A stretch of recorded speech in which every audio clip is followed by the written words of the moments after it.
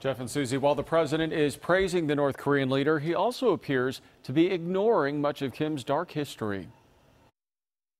After meeting more than an hour with the North Korean envoy carrying a letter from dictator Kim Jong-un, President Trump emerged from the Oval Office and declared the Singapore summit he canceled last week back on. The getting to know you meeting plus. We'll see where it leads, but we're going to be June 12th. We'll be in Singapore. The president is already making it clear he is not expecting to sign on to an agreement in Singapore that will guarantee North Korea gives up its nuclear arsenal. There were some conflicting comments from the president, who described the letter from Kim Jong-un as nice and interesting. A letter was given to me by Kim Jong-un, and that letter was a very nice letter. Oh, would you like to see what was in that letter? Then he revealed he hadn't read it. I haven't opened it. I didn't open it in front of the director. Still, the upcoming summit has lowered tensions between the U.S. and North Korea, at least rhetorically.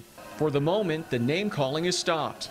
Rocket Man is on a suicide mission for himself and for his regime. But reaching an actual agreement that leads to a breakthrough will take more than talk. So the crucial question is, what made Kim finally change? The maximum pressure campaign.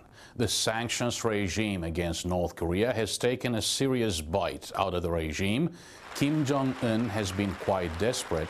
Fueling Kim's confidence, the fact that the U.S., South Korea, and China have been willing to look past his egregious human rights violations, a record that a veteran diplomat says Trump and his allies may have to overlook to reach the ultimate objective. But security experts warn that President Trump and his allies could lose sight of Kim's ultimate objective, which is staying in power. And they also worry that Kim could do anything to do just that, including cheating on a nuclear deal. Back to you.